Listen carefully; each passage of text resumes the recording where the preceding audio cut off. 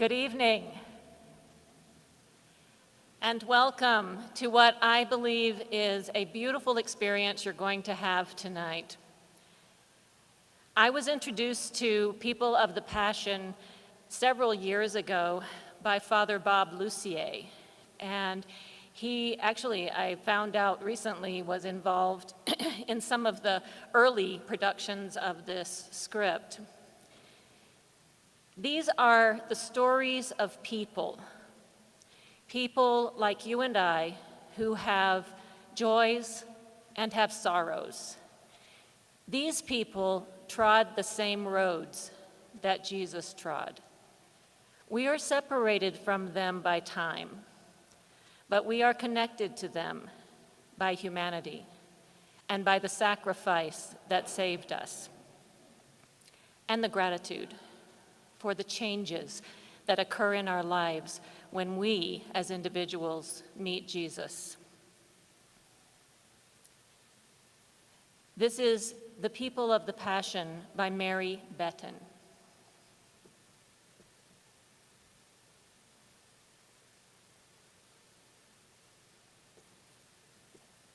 Our cast this evening is our confirmation and elect class.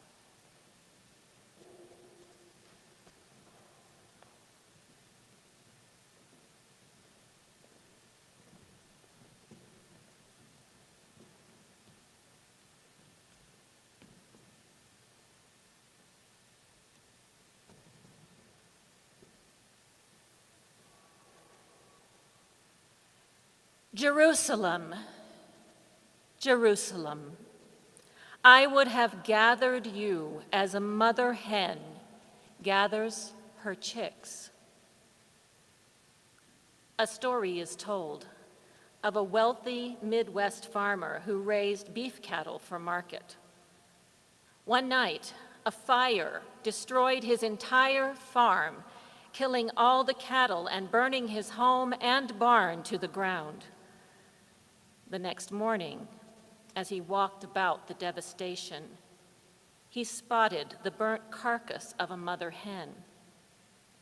In desperation and anger, he kicked at the charred carcass, and from underneath came all of her golden chicks running free into the world. We dedicate this performance to Jesus, our mother hen, who died that we might live.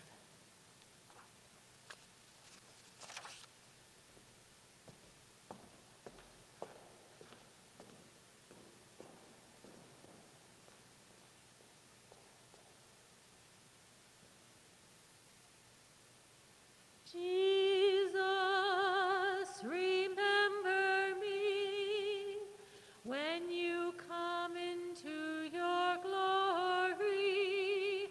Jesus, remember me when you come into your kingdom.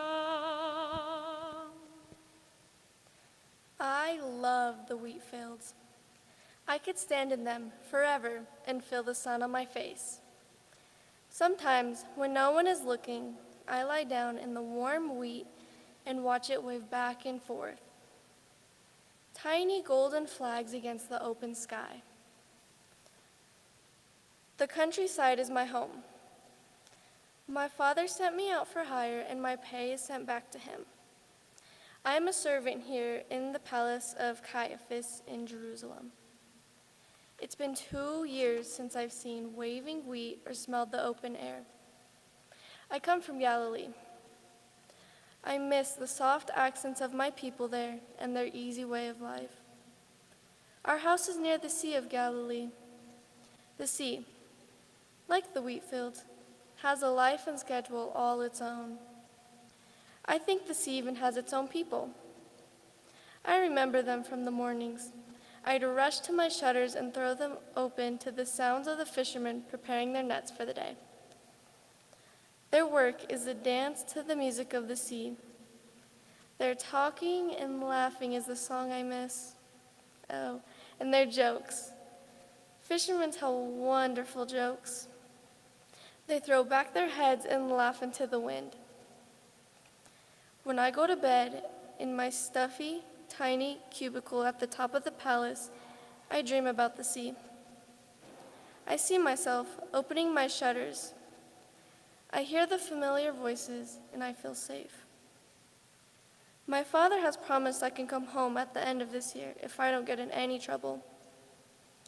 It's hard to stay indoors when my work is finished. It's stuffy in my room. The air is so tight and there's no one to talk to. There was a wonderful man warming himself at the fire at the courtyard last week. I knew 2 things about him when I heard his voice. He was a fisherman, and he was from Galilee. They were holding a prisoner at the palace who was arrested for what he preached, and I had seen this man with him when he was preaching. I got so excited thinking I can identify someone by their accent. After all, it isn't very often anyone around here listens to me. It would be fun to feel important, and most of all, the man might talk to me about home. So, when I came out to the fire to get his attention, I told everyone he was a friend of the prisoner and he was from Galilee. He got so angry quickly and started shouting denials. There was a great disturbance.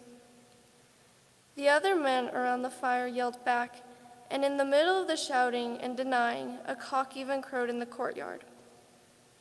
The man seemed to lose all sense of reason, as though the cock had called his name.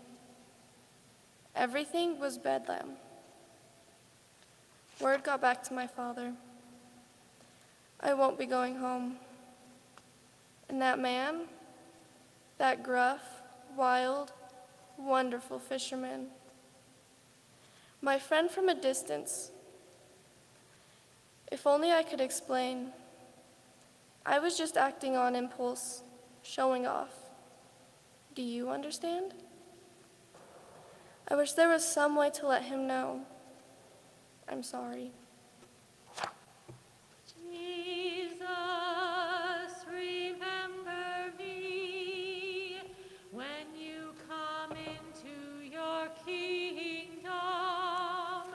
Jesus, remember me when you come into your kingdom. I work with trees. I go alone to cut them, always aware of how they breathe and drink the rain and catch loud sounds in their branches, giving me back a sweet silence. When I chop, I listen to the rhythm I make and think about my longings. The Romans pay me to bring down the cypress tree in one piece, strip the branches, and haul the bare posts into Jerusalem to be used for crucifixions. They pay me well. Once the cypress is cut, she never springs up again, but the Romans don't care. The olive tree will grow again, though, from the smallest graft or the oldest stump. She is a noble tree. But the waving cypress is like a wanton woman, promising her beauty, then leaving after one night. When I tear away her branches, I think of the thieves and slaves who will feel her against their legs and die in shame. Sometimes I sing to the rhythm my chopping makes, and my echo tells me, soon I'll be too old for my job, unable to lift the wood and stand straight. Yet the olive tree will rise again from the oldest stump, while I will die. How proud I'd be to leave my mark on the tree of generations yet to come, but the law forbids cutting the olive tree. Like a valiant woman she toils, making light for the lamps, oil for anointing. When I head back to Jerusalem, the donkey pulls the poles slowly. Some are longer than others. I flex my hands and study the furrow the longest has made in the muddy road. I walk in the deep rut, thinking of the sound the coins will make in my pouch when the gates of the city are behind me. It's April, and the fruit tree's innocent blossoms peek from their buds, reminding me it is Passover, and the pilgrims will be coming into the city. There is no time to spare. I must deliver the poles to the Romans and leave to avoid the crowds. There won't be time to drink my fill of wine and drown my longings. With the coins safely in my pouch, I make my way toward the gate, knowing it will be difficult to get through. The crowd is surrounding 3 men on their way to be crucified. The soldiers seem louder than usual, and the crowd is an odd assortment. I see the first man stumble and fall, and when I hear the soldiers' reaction, I fear what they might ask next, so I crouch down, not to be noticed. They call louder for a strong man to come assist the condemned. I notice a tall, muscular man ahead of me. I push him forward, staying carefully hidden. They order the man I push to help carry the cross. I burrow my way through the people as they ask for his name. A deep voice booms, "Simon of Cyrene." "Help him," the soldiers yell. "He's the Messiah. It's an honor." The soldiers laugh, slapping each other on the back. I'm careful not to look at the face of the man who will eventually soil the cypress. Almost free from this trap, almost out the gate. An unknown force in my head begins chanting to the rhythm of my running. It's the same beat as my chopping sound. I feel the longing come over me. Look back, look back. Look at the man's face, look at the man's face. But I run, ignoring the longing, pushing myself free. At last, the gate is behind me. My own sense of order returns. Further down the road, I see a new place is open, where I can drink my fill and forget. Tomorrow, I'll head back to the forest, chop the same trees, get perhaps more money, and sing my song of longing. I just do my job, but I wish there was more.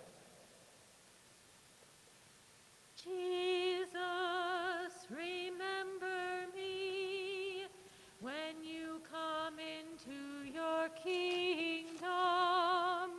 Jesus, remember me when you come into your kingdom. Probably. I'm the only person you've ever met who can say, all my dreams have come true. I've had 3 dreams in my life. The first started when I was 16 and kept reoccurring. I could fly. Did you ever dream you could fly? My diviner says flying dreams are normal in the teen years. Danger would get this close, and zoom, away I'd fly. It was a secret gift. The second dream came in my 20s. I rescued people from burning buildings. They would be completely engulfed in flames, and somehow I'd save them. It was a feat beyond human strength, and I loved the dream. The third dream came after I was married. My husband, Pilate, the mighty Roman procurator of Judea, was judging a criminal from Nazareth who had claimed to be the king of the Jews.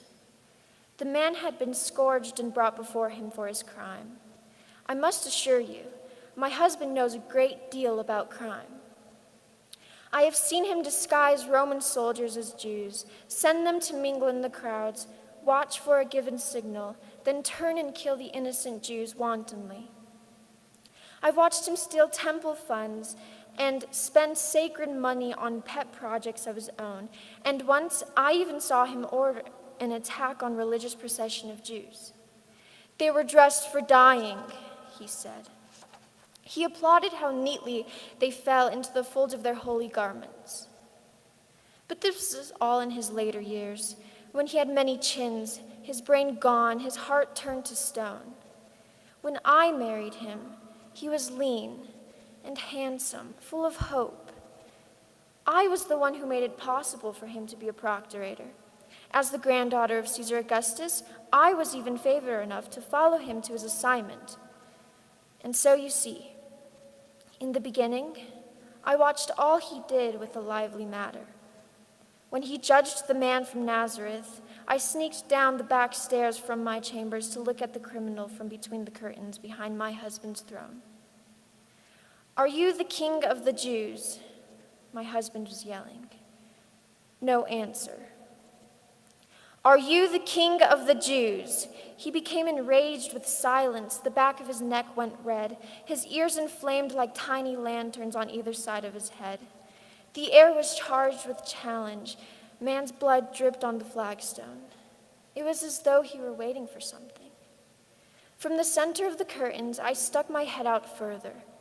The man from Nazareth slowly lifted his face till he met my eyes, raised his voice, and said deliberately to me, "Thou hast said it." I staggered backwards and dashed up the stairs and fell on my bed. How did he know I was there? Why was he talking to me? Voices reached me through my windows. They had taken him outside below my porch. Orders were given for a crown and cloak for the king, and then I think I fainted. In my dream, I looked down at him beneath the branches of a tree. The crown of thorns on his head were arms reaching up to me. The scarlet cloak on his torn shoulders set his body on fire, and the people's arms reached higher and higher in the flames for me to save them. I knew he had the power to flee. "Fly away," I called to him. Yet he raised his head again to me, his eyes as soft and warm and full of promise as the April earth upon which he stood. It was my first experience of innocence. I had been born into power, manipulation, force, and yet I knew what he was telling me. This innocent, foolish man was going to die for me. Why? Why was he singling me out? When I awoke, I found my maid and said, "Go to my husband and repeat this message. I have had a dream. Have nothing to do with this man. He is innocent." It was too late. Pilate commanded that the man from Nazareth should die, and from that day forward, he had decreed his own death until finally he took his life by his own hand. I found my husband's body one dark night years later. He had slashed his wrists over a basin and washed his hands in his own blood. For countless nights, over and over again, he had washed his hands, but this night was the last night. He lay beneath the basin, slumped on the flagstone like an old army boot, ill-used, the laces missing, like his dreams vanished that April day so long ago. And since I've been introduced to the King of the Jews and come to know the flight of innocence and the power to save, I have a message for you. Be careful what you dream. It may come true. Jesus, remember me when you come into your kingdom. Jesus, remember me when you come into your kingdom.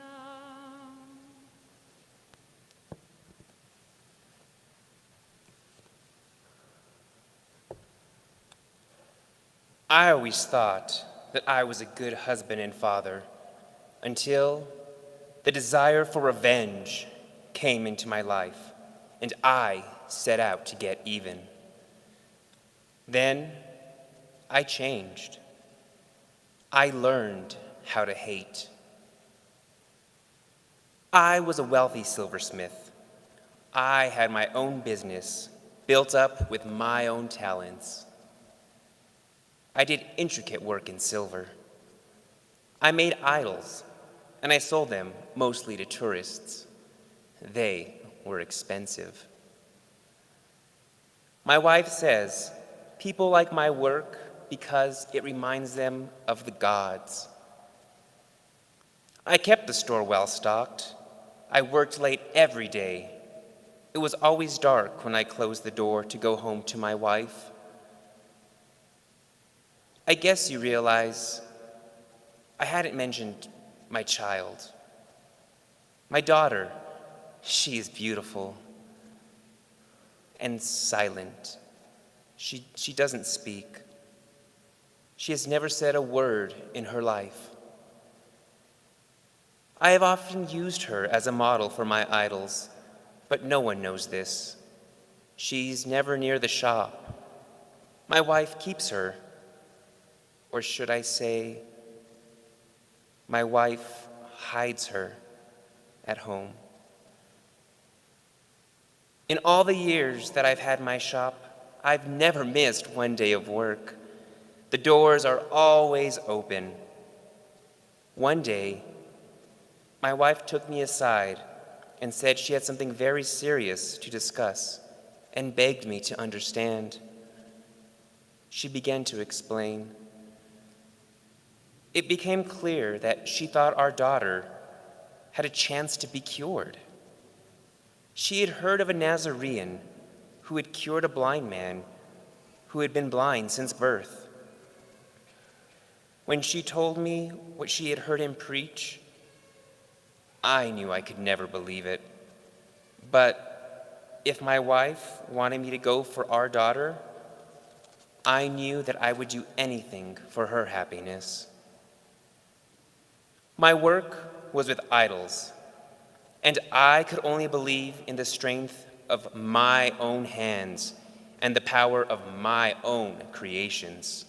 That would never change. I mentioned none of this to my wife. I only told her I would go to hear the man. I looked at my daughter, wrapped in the cloak of silence, and I knew it was going to be difficult.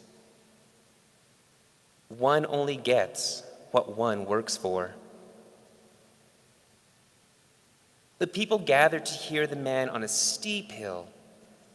They seemed spellbound by the man's message. We had my daughter's face covered, as we seldom took her out in public. I feel confused, but I remind myself my daughter is precious to me.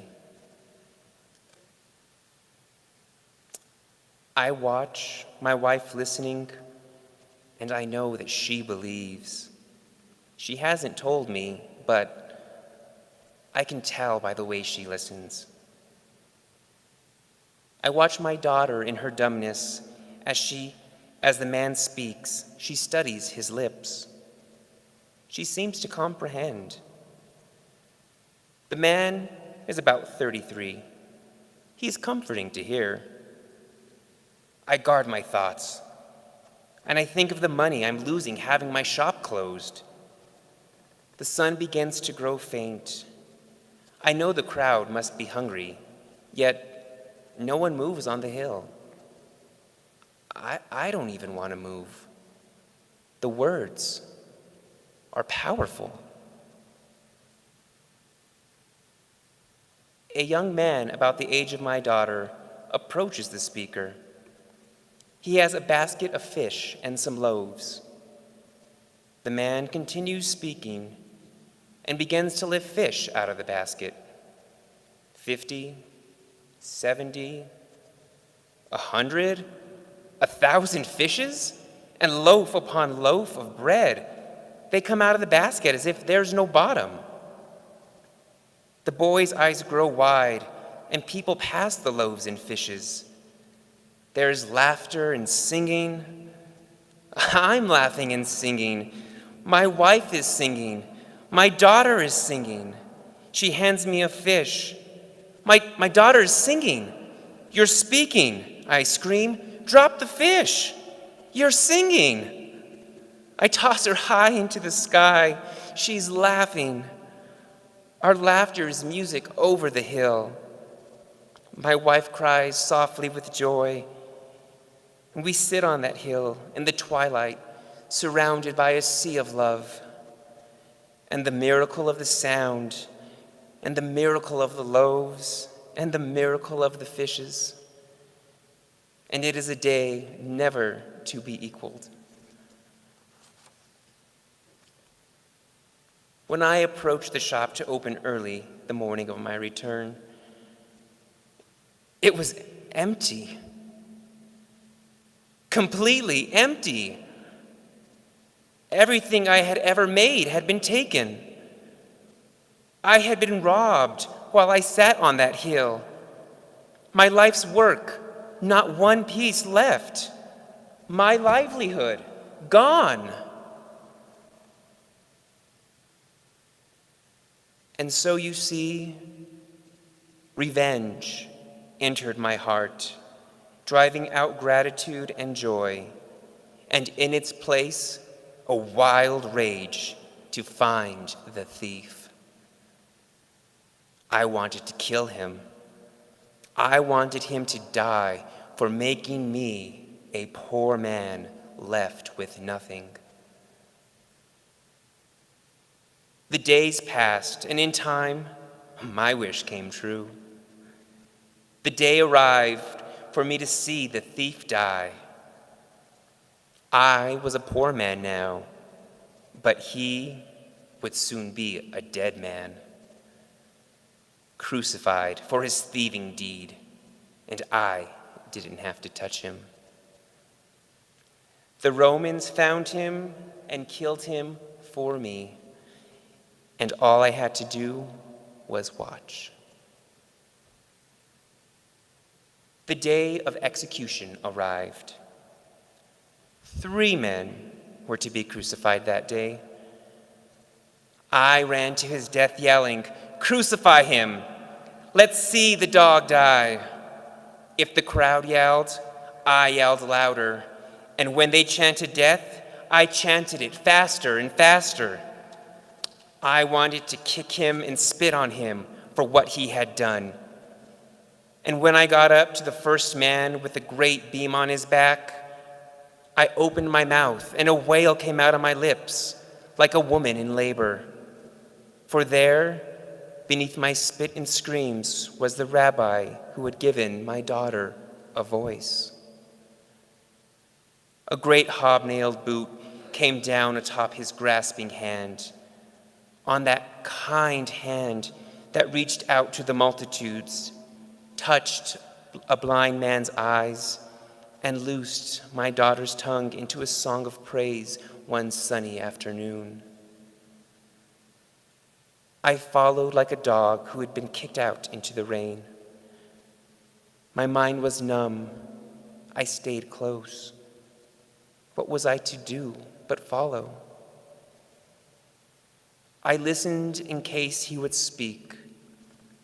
There was little chance he would utter a word, and yet, that afternoon, on the hill, everything had been so clear.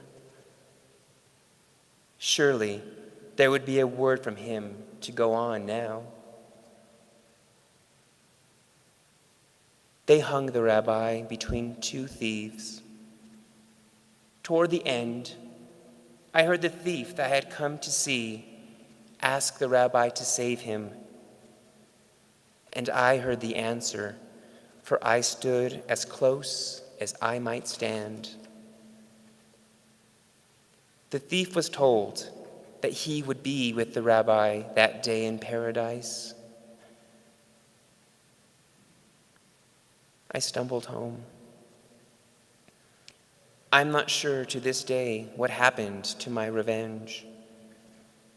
I only know my daughter, my wife, and I are disciples now. We travel with the rabbi's followers, and I preach.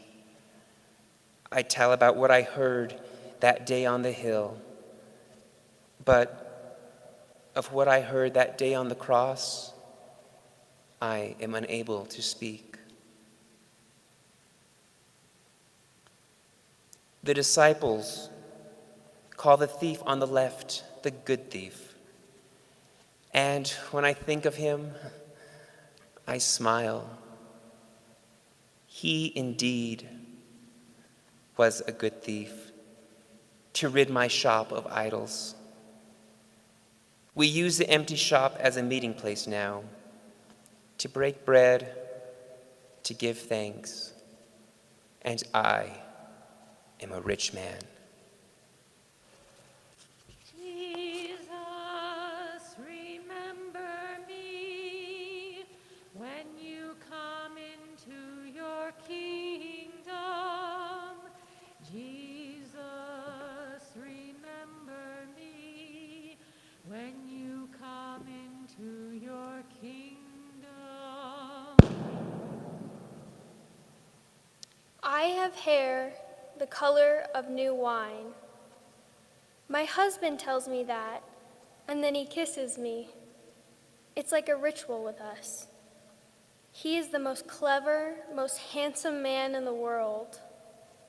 We've been married 3 years, and I still tremble when I think of how much I love him. We grew up together in Cana, and we'd still be there except my husband is so clever. He got a wonderful job here in Jerusalem, and now he's a prosperous merchant, and we have a 2-year-old daughter. Our parents are proud of us. We go back and visit them once a month. My parents actually stop arguing when they see our daughter.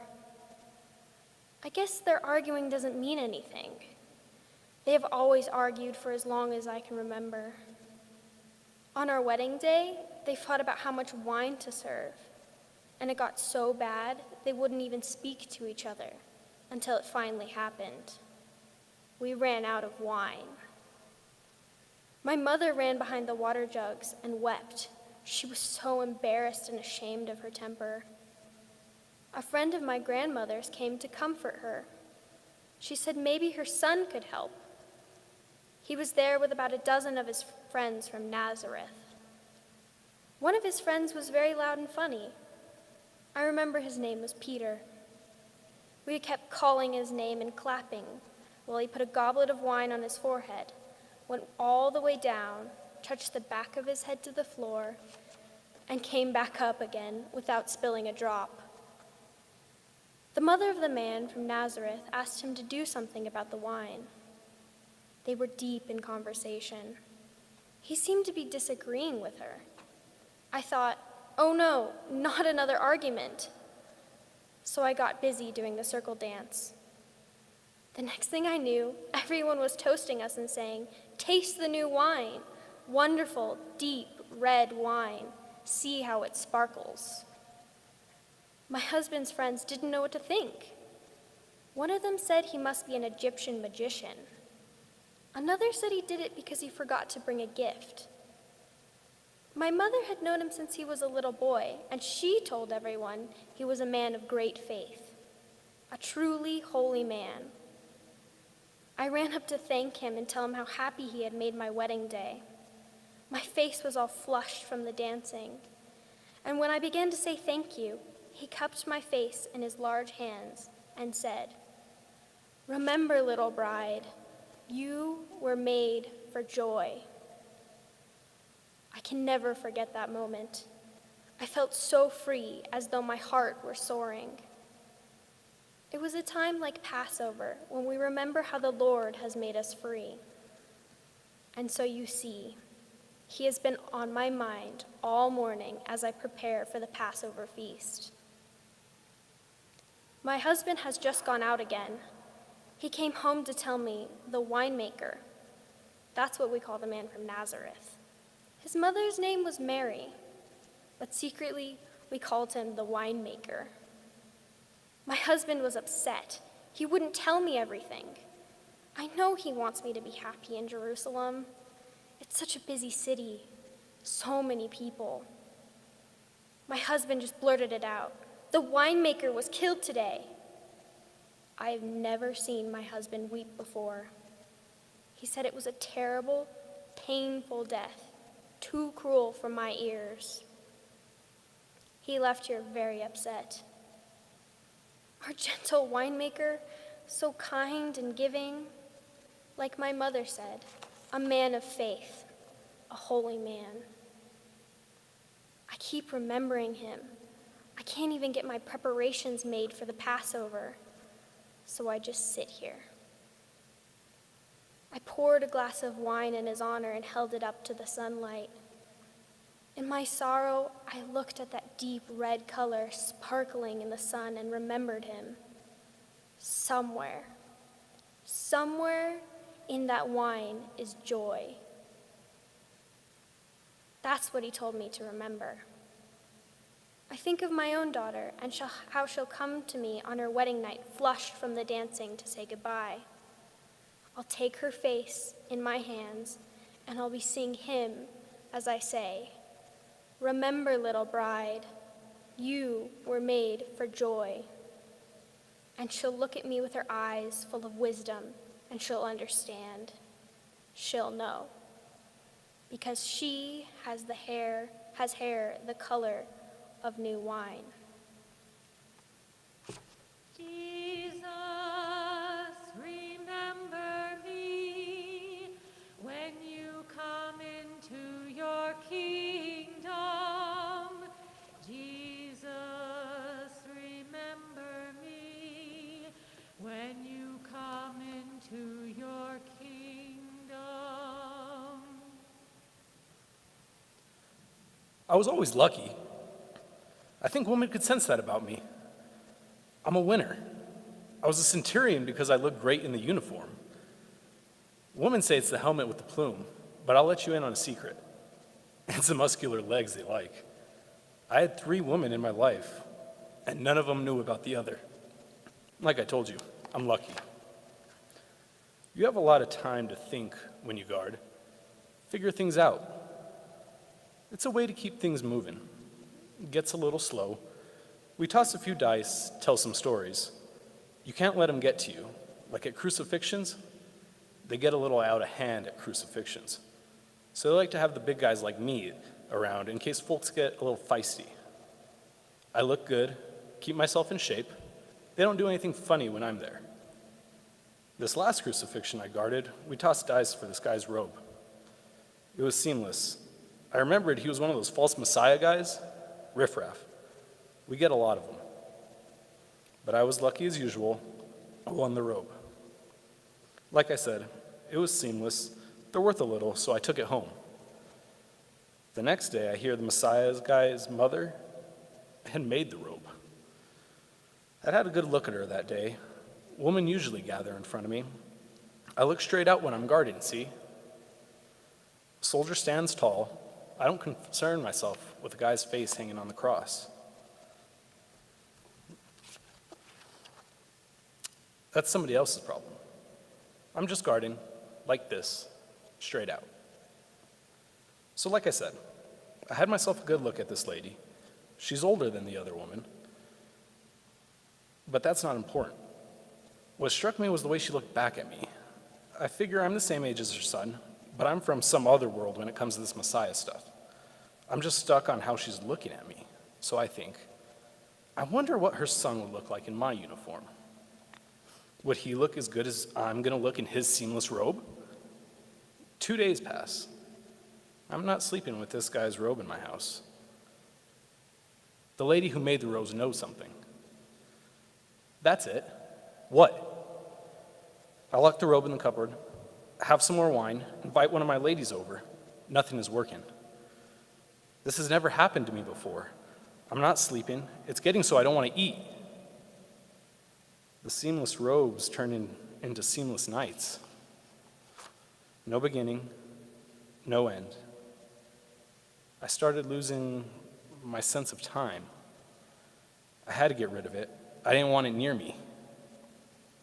It was easy enough to find out where she lived. The young guy who answered the door was the same guy I saw standing with her below the cross. I said, here, I thought you might want this. And he calls her to the door. I just want to get out of there. But she comes with that face of hers, like no woman's face I've ever saw before. And I'm telling you, she's seen all of me. Up close is worse. She's seen me good. She takes my face in her hands and says, there's something very important he wanted you to know. And I hated myself for being speechless in front of a woman. I couldn't even croak out, what? And she says in the quietest, most gentle voice I've ever known, he wanted you to know you are forgiven. I went home and slept for 3 days. Nothing's ever been the same. The helmet with the plume, the woman, the wine, the image, the job, the pieces, just pieces. I'm part of something now. It has no beginning, no end. It was in her face. It was somehow in that robe. And it's a part of me now. Like I said, I've always been lucky. Jesus, remember me when you come into your kingdom. Jesus, remember me when you come into your kingdom. I was 14 when I came to Jerusalem for the first time. I didn't know there was going to be a crucifixion that day. My mother said I'd have to get used to that if I wanted to come into the city. She talked about how they made the thief carry his own cross. She had only seen thieves crucified, but I remember hearing about a slave being crucified who worked in my best friend's house. but I didn't want to see it happen. I had heard enough about how horrible it was. Sounds of it surrounded us. You couldn't help but hear the thump-thump of the heavy crossbeam against the cobblestones. I tried to keep my mind on the beautiful sandals my mother had bought me. People were everywhere, jeering and yelling, a mixture of insults and encouragement, as though they were watching a dog race. There were 3 men carrying their crossbeams. Mother said the first of the 3 had claimed to be the Messiah. People followed after him in a great moving mass as he inched along. As we got to the edge of the pavement to cross the street, I was suddenly separated from my mother. I had never been alone in the city before. Terror struck me. She was nowhere to be seen. The crowd was pushing me forward against my will. I looked down at my new sandals and hoped they wouldn't get scuffed. They were beautifully jeweled. My freshly manicured toes fit snugly into the carved front opening. I remembered thinking about the tiny heel and how it would lift my leg just enough to give it a graceful curve. The teeming crowd gave one last push, and then I saw the first man. Terrible thorns were sticking out at frightening angles all over his head. He was soaked with blood and sweat. A soldier's fat arm zoomed out, striking him hard across his nose. It temporarily blinded him. In great confusion, struggling for his balance, he fell backwards on his back with the great crossbeam across his chest. He had landed right on top of my feet, right across my sandals. His bloodshot eyes looked directly up at me.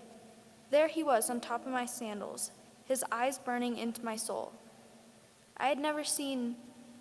It was as though he was so close, I felt like I was looking at myself. It was so confusing. My mother's arms slipped around my waist from somewhere behind me, pressing me close, her tears falling on my hands, my tears mingling with hers. Our hands all wet and helpless. The blow had been so forceful he could no longer see, yet they jerked him up and whipped him on his way.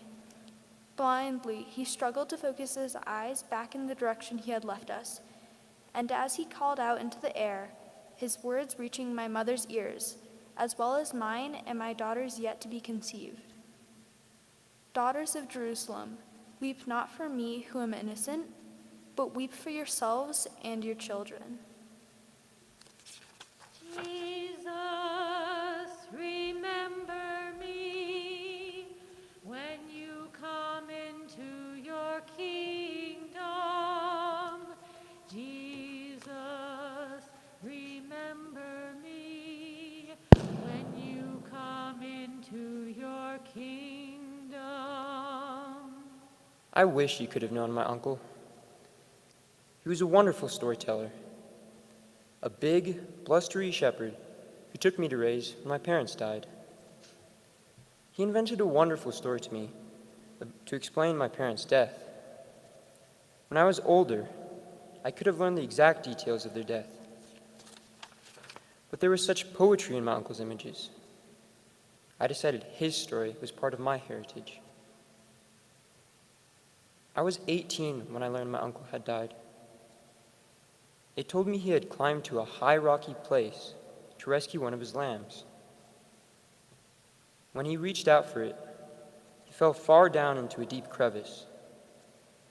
They were unable to recover his body. He died alone.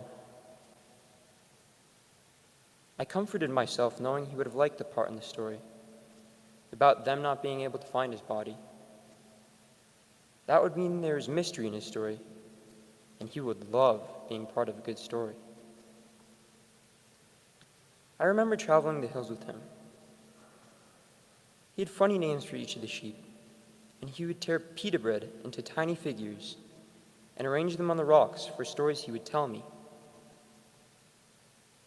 In spite of his great love for me, I knew even as a small boy, I was never going to become a shepherd. The nights felt a bitter cold temperatures out there on the hills. The dogs barked constantly, and the sheep's staring eyes frightened me. When they came close, their bulky shadows made ghostly images, and their wet wool dulled the air as they stared at me like frightened, blind men. When I was about 4 or 5 years old, my uncle woke me one night in a frenzy. I had never seen him so shaken. "You must stay here alone," he was shouting, "and watch the sheep." There was a great thunderbolt of light. I closed my eyes, not to be blinded, as he ran away yelling back to me, "Don't be afraid. We're going to see the Messiah." And with that, he and the other 2 shepherds disappeared.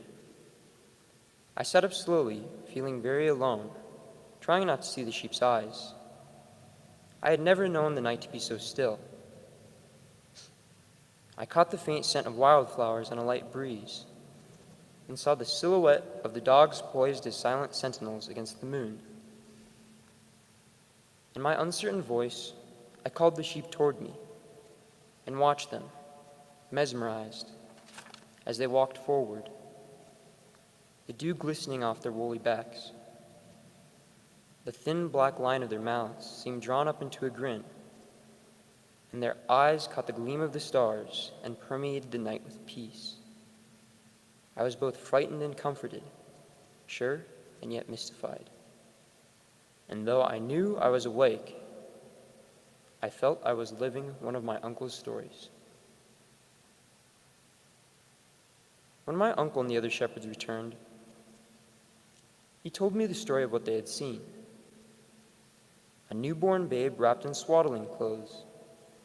He wished I might have heard the babe's mother singing. "Oh," I cried, "did she look like my mother? What did she sing?" "Well," he said, "she laid this small babe in a manger, and we looked on his new, rosy face. She crooned over and over again, ever so softly, 'Jesu, Jesu, Mother's here.' And just as with the story of my parents' death, I believed him, his deep voice booming out facts laced with poetry.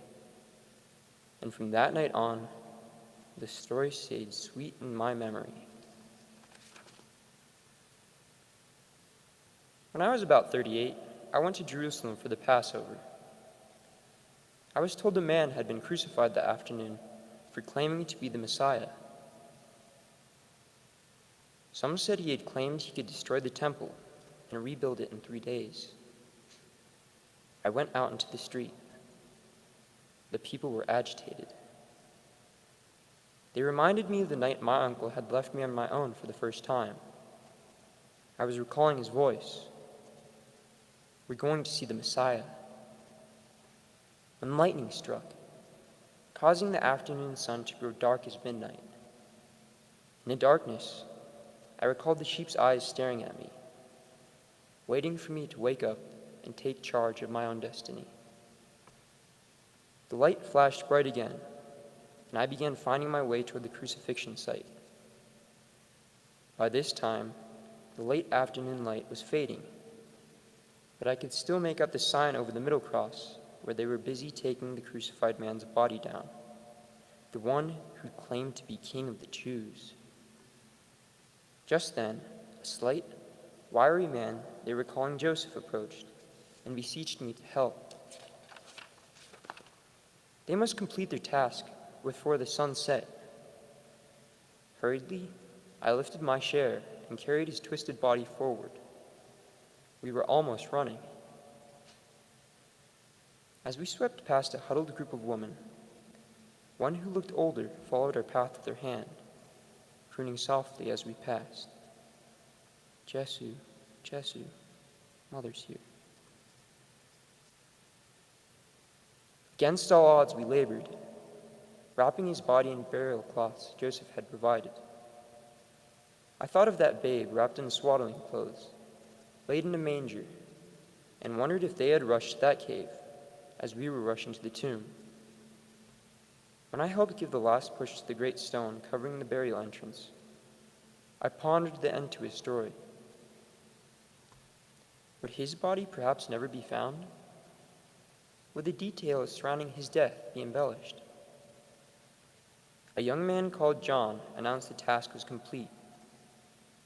and the small band walked together into the night, leaving me alone.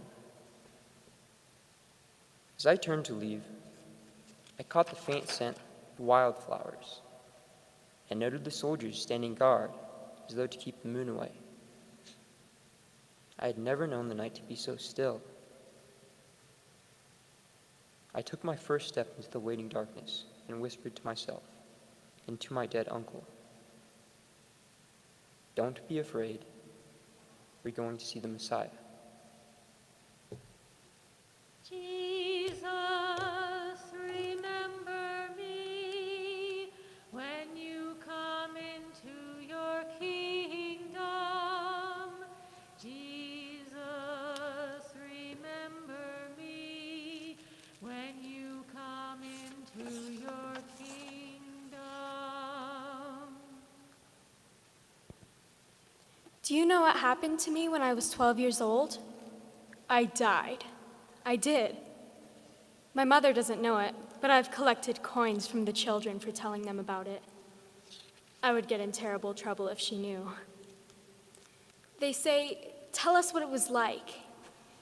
And I explain it was like falling down a well, like the inside of Jacob's well. Everything close and dark. And then I heard a man's voice coming from the top of the well. It came down to me in echoes, like a chant from way up at the top, where there was a tiny pinpoint of light, and the voice called me closer and closer to the light, where his arms were reaching in to pull me out. And the next thing I knew, I was in my mother's arms, eating sweets and drinking warm goat's milk. The man from Galilee who called me out of the well didn't stay long that day, but I remember the way he looked at me so lovingly and smiled at me, and every part of my body felt joyful. After that, my mom took me to hear him talk many times, and I could understand what he was talking about, but what I enjoyed the most was sitting on his lap afterwards and visiting. He always had grape juice stains and olive oil footprints on his robe from the smaller children, and we would all laugh together. Over and over again, when my mother put me to bed, I'd say, "Tell me again how the man from Galilee called to me." And she'd say, "He wanted his little girl to get up." I'd say, "No, say the word he said." She would laugh and say, "It means, child, arise." I'd say, "No, say the word the way he said it." And finally, she'd say, "Talitha kum." Isn't that lovely? My mother said he was speaking to my heart. That's how I heard him. I'm here alone tonight because it's been secretly arranged for me to meet 3 women. One of them is Joanna, whose husband works in Herod's palace. She helped me arrange everything. I snuck out from my room in the dark of early morning. My mother doesn't know I'm here. Now I must say aloud why I am here.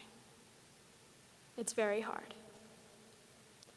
The man from Galilee is dead.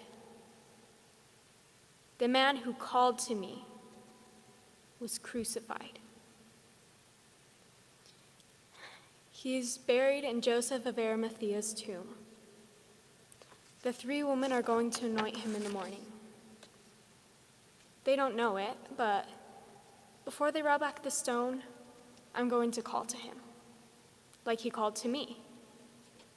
Oh, not out loud, silently.